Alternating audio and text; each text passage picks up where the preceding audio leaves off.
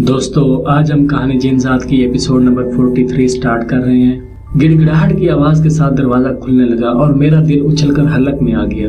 जंगली बैरूनी गार से जा चुके थे और बहुत देर गुजर चुकी थी, इसलिए मैंने नंदा से जिक्र करने या उस बारे में फिक्र करने की जरूरत महसूस नहीं की। मगर मेरा अंदाज़ा गलत था और उसका नतीजा भयानक निकला। जंगली यकीनी तौर पर मुझे गिरफ्तार करके ले जाते और उसके बाद क्या हालात होते कुछ नहीं कहा जा सकता।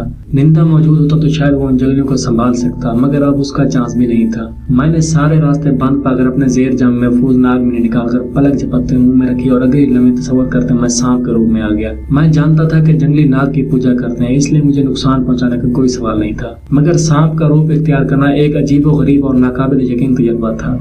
दरवाजा अब खुल चुका था और 8-9 जंगली अंदर दाखिल हो चुके थे। मैंने एक जोरदार फनकार मारी और फन काट कर खड़ा हो गया। सांप के रूप में मेरी सोच और दिमाग बिल्कुल आम इंसानों और जिन्नों की तरह थी, मगर मेरा बदन सांप का था और मैं बोलने से कासिर था। फनकार सुनकर जंगली ठटक कर रुक गया और अगले ही लम्हे खौफजदा अंदाज में सजदे में गिर गए। मेरे लिए यहाँ से निकलना ही मुनासिब था, इसलिए मैं बल खाता हुआ बाहर के दरवाजे की तरफ बढ़ गया। जंगली मुझे जाता देखकर पुरसकून हो गया और हैरानगी से चारों तरफ देख रहे थे। पूरी गार में सिर्फ दीवार में मौजूद जूनी और उसमें गिरा हुआ लिंग ही काबिल जिक्र थे, इसके अलावा वहाँ कोई चीज नजर नहीं आती।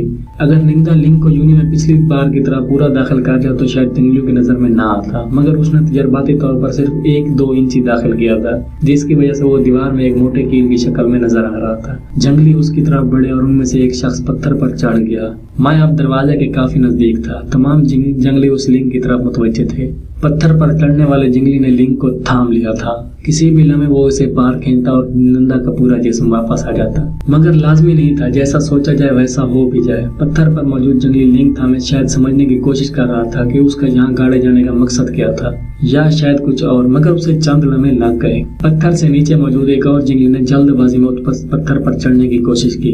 पत्थर की चौड़ाई इतनी नहीं थी कि उस पर 2 आदमी आसानी से खड़े हो सकते। नतीजतन पहले से मौजूद जंगली जिसने लिंग को थामा हुआ था, धक्का लगने से उसका तवाजुन बिगड़ गया। उसने खुद को संभालने के लिए लिंग का सहारा लिया, जिससे उसके जिस्म का वजन लिंग पर आ गया। बजाय बाहर निकलने के वो लिंग टूटकर उसी जंगली के हाथ में आ गया। ये नाकाबिल यकीन बात थी। वो लिंग पत्थर का था और कम से कम 4 इंच से ज्यादा मोटा था, मगर शायद किसी ऐसे रूप से उस पर वजन पड़ा था कि वो टूट गया। दोनों जंगली पत्थर से नीचे गिर पड़े। लिंग के टूटते ही खौफनाक गड़गड़ाहट और बिजली कूदने की आवाजें आने लगी। मैं तेजी से दरवाजा पार कर गया क्योंकि वो गार टूट रही थी। मैंने नागमणि मुंह से उगल दिया और इंसानी रूप में आ गया। तमाम जंगली अंदरूनी गार में थे और वो गार मुनहदम हो गई थी। मैं अपनी पूरी जान से बाहर की तरफ गया। जंगलियों ने बाहर निकलने की कोशिश की, मगर उन्हें इतनी मदद ना मिल सकी और वो पत्थर में दफन हो गए। अंदरूनी गार मुनहदम होने के बाद अब बैरूनी गार की छत में भी दरारें पड़ रही थी और बड़े बड़े पत्थर टूटकर जमीन पर गिर रहे थे।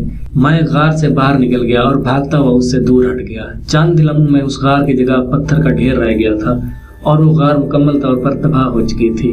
नंदा अपने तजर्बे की भेंट चढ़कर माजी में खो चुका था। वो लिंग जो माजी में जाने का रास्ता था उन जंगलियों की वजह से टूट गया था, जिसके नतीजे में वो सारा गार तबाह हो गया था और वो सारे जंगली भी उन पत्थरों के नीचे दफन हो गए थे। मेरी शायद किस्मत अच्छी थी कि मुझे वक्त पर नागमणि का इस्तेमाल सूझ गया और मैं उसे इस्तेमाल करके वहां से निकल आया था। मैंने नागमणि का चूम कर वापस जेर जामे में महफूज कर लिया। मुझे नंदा का अफसोस था, उसने मेरी मदद की थी, मगर जो हो चुका था अब उसे पलटा नहीं जा सकता था।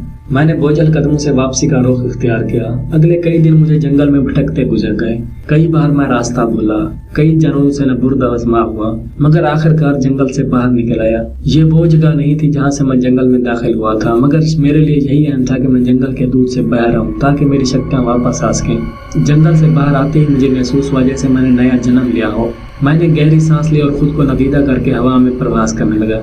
मेरा रुख बाबा की गार की तरफ था।